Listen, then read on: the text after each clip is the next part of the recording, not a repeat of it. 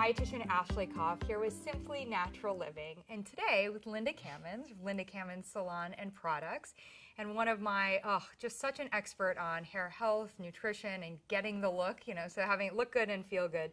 And to that point, I'm just going to be honest. You know, you're young, and I think your hair almost always looks good. I mean, there are some abuses that can happen, and we've got to take care of it. But as we age, it seems like either the hair's thinning, or we don't like the color, or changes have happened. And so, help me out today for all of us that are aging. You know, what is help for hair health as we're aging? Mm-hmm.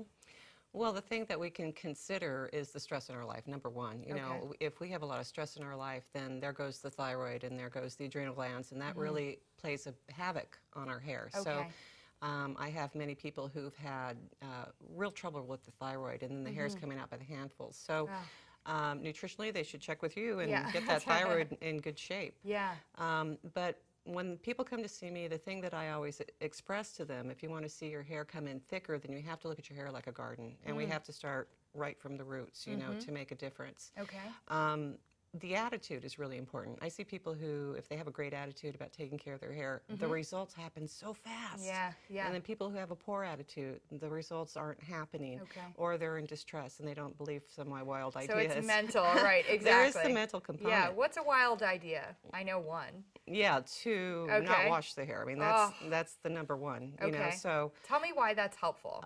Because it brings back the natural oils, and in that sebum is a lot of microbial help for the hair. It actually nourishes the hair. We are like a plant, and the hair does get a lot from that. So you say microbial help, health, and then I hear the word sebum, and I think about oil, and I think about, you know, being out and having not washed my hair and having oily, greasy hair, or worse, quite honestly, like having acne or breakouts in my hair, or just, you know, at the same time also too, to sometimes prevent that, then like, do I put a dry shampoo in there, or do I put powder in there? Well, some people feel better with the dry shampoo, but what everybody comes back to me with, and it usually happens, if they get into the brushing process, they're removing all the dead skin cells from the scalp, they're polishing their hair with their natural sebum, and so their hair isn't getting dirty as fast. So it's not going to be as oily and gross when you're out. Is it going to smell?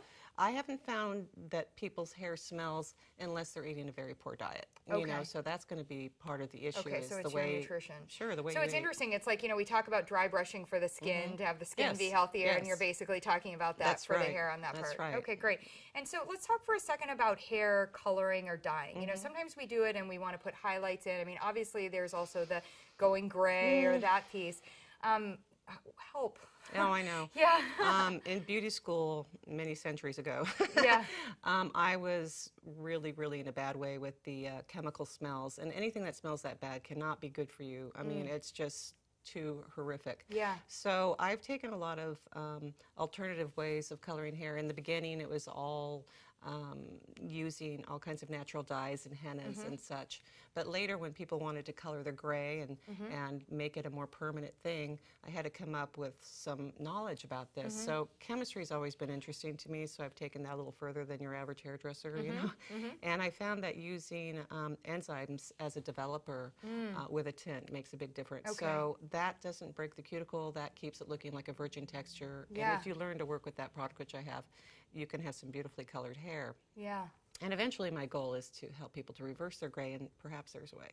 Oh, wow. It gets me so excited. So just to recap on that part, I think we obviously need to take care of our hair when we're younger, but as we age, we do want to look at our overall health status, and it is going to be a factor. But your advice is to go with washing less most of the time, and then also to really steer clear of the harsh smelling chemical dyes if you can. So it's the exposure to chemicals that can really be an issue. Sure, and that's even with the shampoo and the conditioners, to be sure that it's a really clean product makes a very big difference. Yes. Oh, fantastic.